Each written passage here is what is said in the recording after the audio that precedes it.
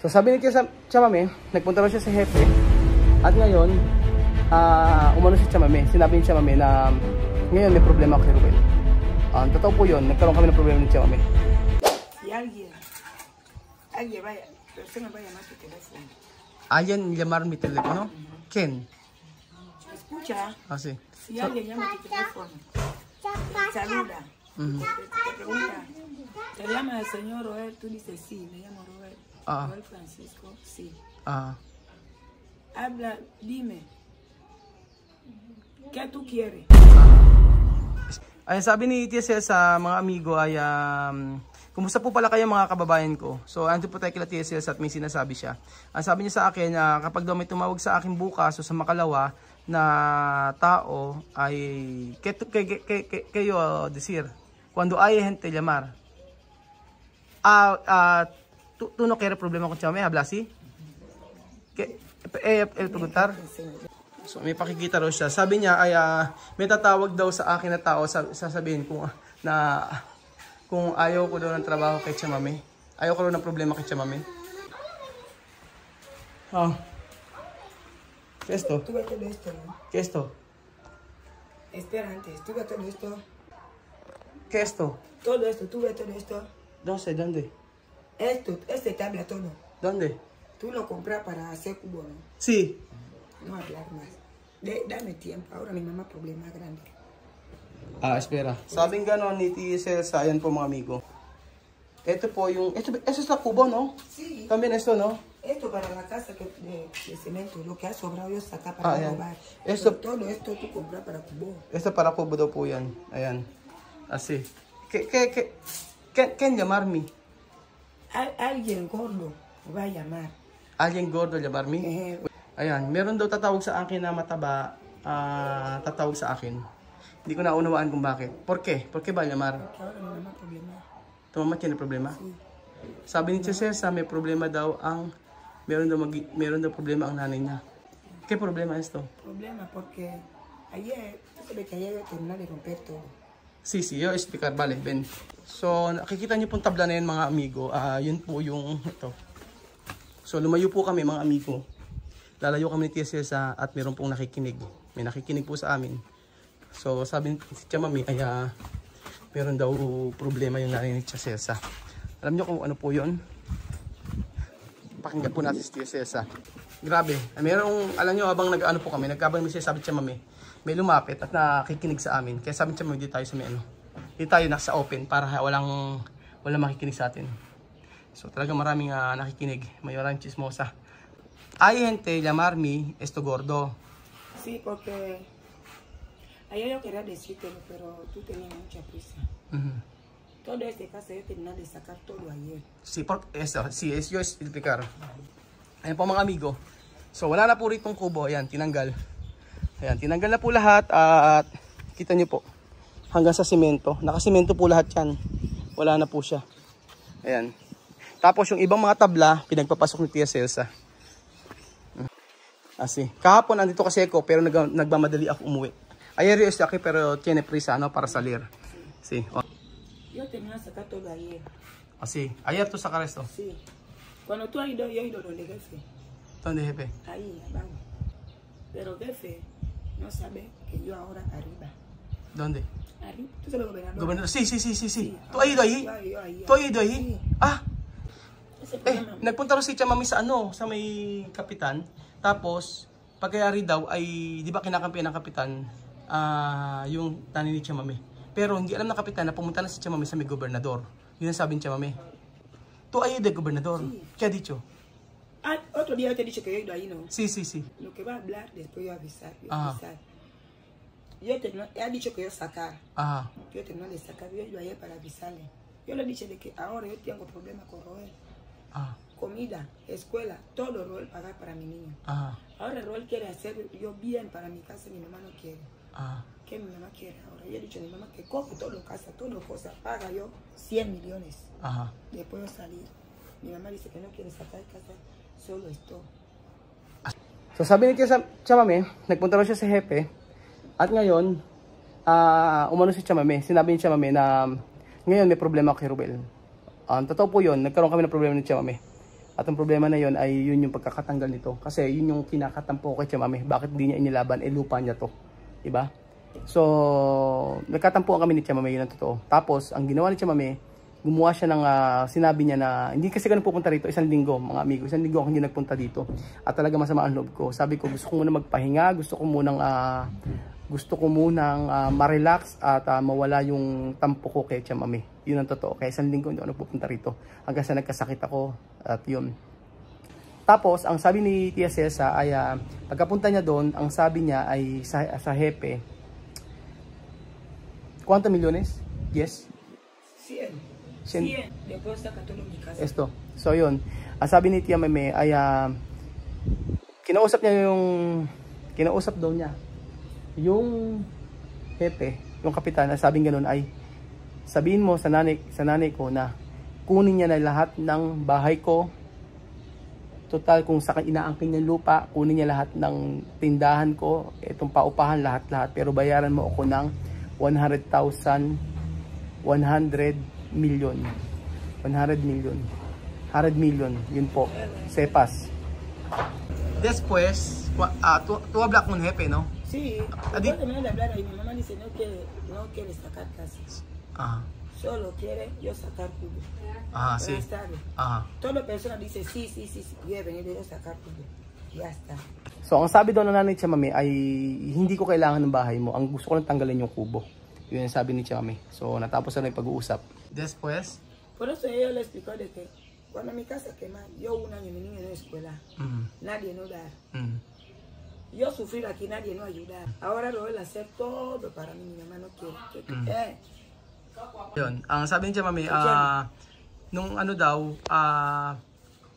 nung nasinugan sa Tia Mami, walang tumulong. Tapos, yung anak niya 1 taon hindi nag-aaral. Tapos, ako daw ang nag-ano nito lahat. Nag-ayos ng buhay ni Tia Mami, lahat ng bahay, ako ang nagbigay. Tapos, ano ang gusto ng nanay ni Tia Mami para sa kanya?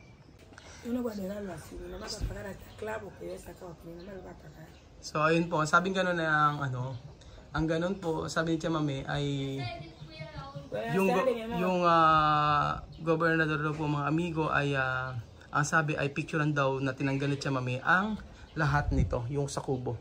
And then picturean and then magkikita at maghaharap po sila ng nanay niya sa may gobernador. At ang sabi ng gobernador ay pagka napatunayan na meron kang picture nito, kasi tinuruan siya ng gobernador ko anong gagawin Ang gagawin, lahat po ng nagastos ko ay papalitan ng nanay ni Tia Mami. So yun, lahat ng nagastos ko ay papalitan ng Tia Mami. Yun, ng nanay ni Tia Mami. Yun po ang mangyayari. Mañana to vas ahí con tu mamá ahí. Yo me masé que voy ahí. Después. Después van a llamar a mi mamá. Pupunta pala si Tia Mami, tapos tatawagan ng gobernador yung nanay ni Tia Mami. Después, cuando vamos a llegar, porque yo he dicho al gobernador de que ahora yo no tengo trabajo, yo no tengo marido, yo no tengo comercio, cosa que pero él ha hecho para mi comercio y mi mamá sacar, cómo yo vivir, quién cuidar mi niño ahora, pero él pagar mucho dinero para llevar yo a su país, mi mamá no quiere porque mi mamá ahora ya rompe todo, ¿qué quiere? Por eso el gobernador ha dicho que vete tranquilo. Yo he dicho, yo ahora enferma atención, yo no tenía atención, mucho pensaba mi cabeza, yo ahora atención. Si yo muero, ¿quién va a mirar a mi niño? El gobernador dice que sí, he dicho que sí es cuaderno, yo tengo cuaderno, dice mañana trae tu cuaderno, con papel que ha hecho para decir tu casa, yo mi casa, no problema más, yo tiene ese papel. ¿Tú tienes? Mi mamá tiene ese papel, pero mi mamá no respeta ese papel. Sí. El gobernador dice mañana trae todo.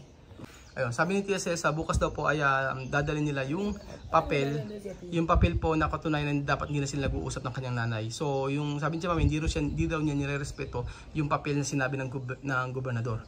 So, bukas po ay magtutuos sila sa magtutuos si Tia Mami at ang kanyang nanay. So, yung pagtutuos po ng nanay ni Tia Mami at saka siya ay doon po mangyayari po sa may gobernador. So, abangan po natin yan kung ano po yung mangyayari. At ang sabi ni Tia Cesa ay ang lahat daw po ng nagastos ay maaaring bayaran na ni Tia Mami. Hindi ko alam kung ano po yun, basta alam ko sa kubo lang. Pero ang alam ko po, sabi ni Chamame ay lahat daw nang nangyari sa kanya, ang nanay daw niya ay ano ang gusto para sa kanya. So wala daw siyang asawa, wala siyang kabuhayan, wala siyang trabaho. So ano ang gusto ng nanay ni Chamame para sa kanyang buhay. So yun yung sinabi niya sa gobernador. Y después... Por eso yo te digo que cuando, si llama al teléfono, porque va a decir de que Raúl está, que voy a decir que sí está en el trabajo. Cuando, si te llaman el teléfono, te va a preguntar, señor Francisco, te llama Francisco, tú dices sí. ¿Qué quieres? Esta mujer ahora sacar todo.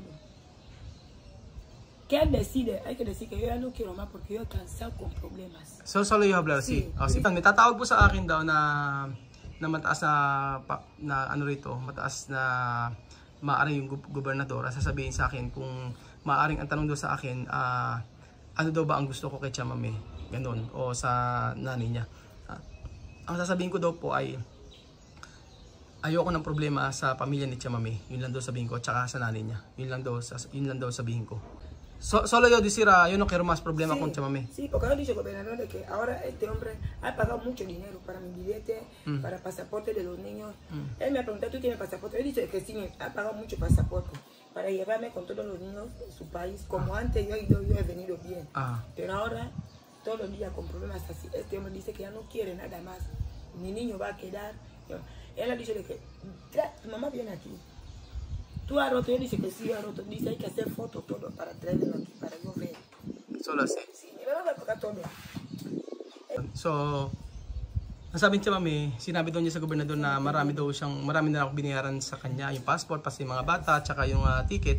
So, ang mangyayari po mga amigo ay pag kinausap po daw ako, sabihin ko lang ay ayoko ng problema sa pamilya ng Chesesa. So, lahat daw ng pruweba dalhin ni Chamame, yung picture na kung saan ay tinanggal yung kubo, yun daw po ang dadalhin ni Chamame. So pag tinawagan ako at pinapunta ako doon, di pupunta ako, okay lang naman sa akin. Pero hangga't maaari, sila ang lumutas ng problema kasi ito ay problema ni Chamame at yung kanyang nanay. So ayun po mga amigo, at bukas po magtutuos si Chamame at kanyang nanay. Ngayon ko naunawaan ng lahat mga amigo na kapag hindi ginawa ni Chamame na siya ay lumaban, maaaring manganib ang kanyang buhay dito at kasi natanggal na yung kubo. Ibig sabihin, suko na si Chamame. Pero sabi ni Chamame, hindi. Kailangan kong pumunta dun sa gobernador. Kailangan kong ilaban kung ano yung para sa akin. So, yun po mga amigo. Abangan po natin kung ano po yung mangyayari. But I pray na maging maayos po yung pagpunta ni Chamame dun sa gobernador. So, lahat naman mayroong solusyon. Pero sa mga narinig natin kay Tia Celsa, kung ano man yung maging mangyari, suporta pa rin naman ako kay Chamame. So ang pinaglalaban niya mga amigo, alam niyo kung ano, yung kubo na dapat nakatayo dito. Na nasabi ko sa inyo, sabi ni Chamame nahihiya siya sa mga Pilipino, nahihiya siya kay Tonton, nahihiya siya sa akin. Napakarami na naubos sa pera, yung effort, at lalong-lalo na sa inyo na pinangakuan ko na makapagtatayo ng kubo dito at makikita na mga Pilipino na may isang Pilipino o tayo mga Pilipino ay nagtayo ng kubo dito para sa negosyo ng isang Aprikano na sa isang iglap lang ay sisirain ng isang tao na naiinggit sa kanyang anak. So ayun po mga amigo, salamat po at God bless.